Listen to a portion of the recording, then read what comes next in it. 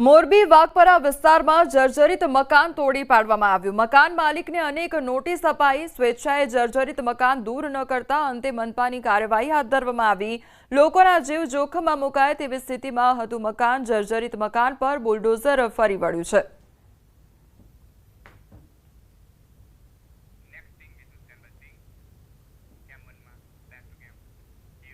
હવે વાત કરીએ ફિલ્મી ઢબે આધેડની હત્યા તનાવ વિશે।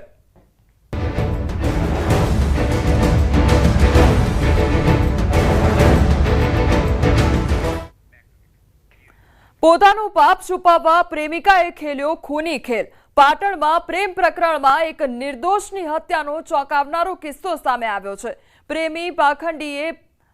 પ્રેમી પંખીડાએ સાથે જીવવા માટે બોલિવૂડ ફિલ્મ જોઈને તેની સ્ટોરી માફક એક આધેડની હત્યા કરી દીધી।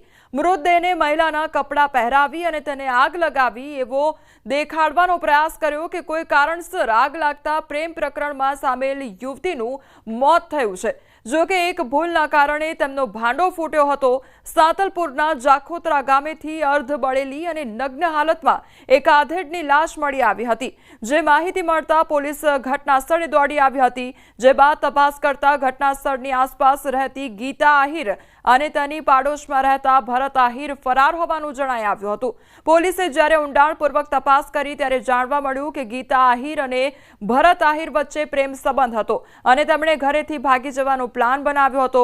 બંનેને પકડાઈ જવાનો ડર પણ હતો, તેથી તેમણે દ્રશ્યમ ફિલ્મ જોઈને એક ખતરનાક ષડયંત્ર રચ્યું હતું।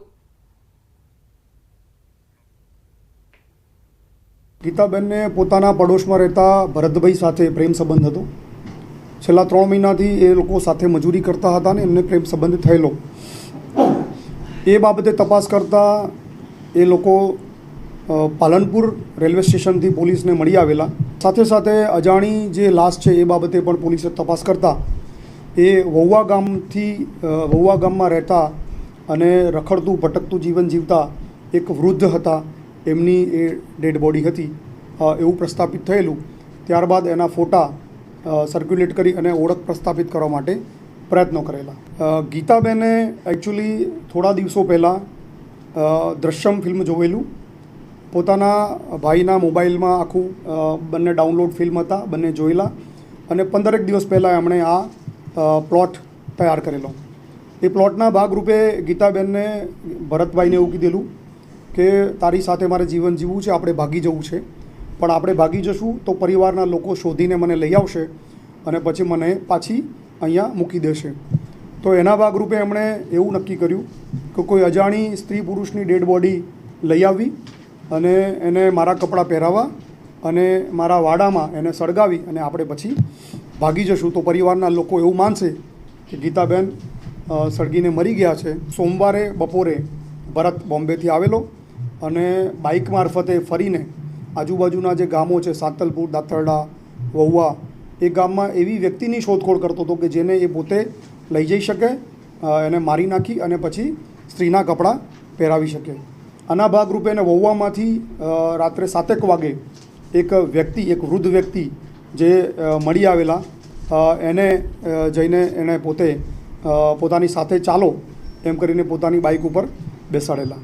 એને ખેતરની વાડ પાસે લઈ જઈ અને ગળું દબાવી મારી નાખવાની કોશિશ કરેલી તો એ વૃદ્ધ વ્યક્તિ બેભાન થઈ ગયેલા અને પછી એને પોતાની બાઇક ઉપર બેસાડી અને પોતાની પીઠ સાથે દોરડું બાંધી અને જાખોત્રા ગામની સીમમાં જ્યાં તળાવ છે ત્યાં એને લઈ આવેલો।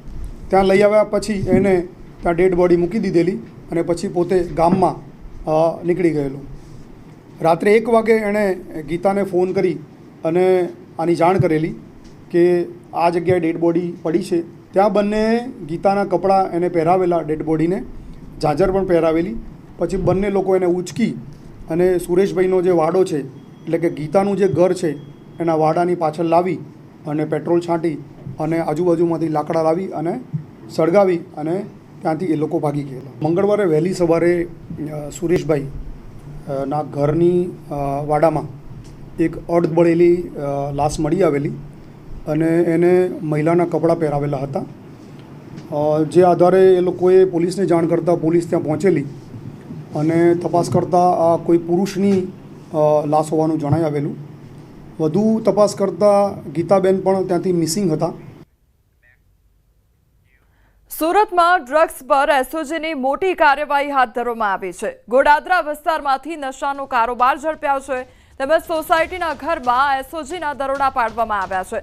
પોસ્ટ ડોડા તેમજ અફીણ સહિતનો જથ્થો મળી આવ્યો હતો. આરોપી મધ્યપ્રદેશથી લાવતો હતો નશાવાળો જથ્થો અને તેની ધરપકડ કરવામાં આવી છે.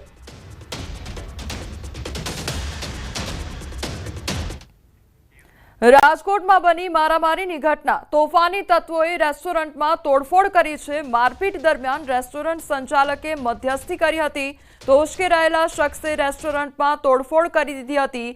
રેસ્ટોરન્ટ સંચાલકને મધ્યસ્થી કરવી ભારે પડી ગઈ તો લુખ્ખા તત્વો દ્વારા રેસ્ટોરન્ટમાં તોડફોડ કરવામાં આવી હતી. બનાવ ગાંધીગ્રામ પોલીસ સ્ટેશન વિસ્તારનો હોવાનું સામે આવ્યું છે. તો રેસ્ટોરન્ટમાં તોડફોડ કરવામાં આવી હતી.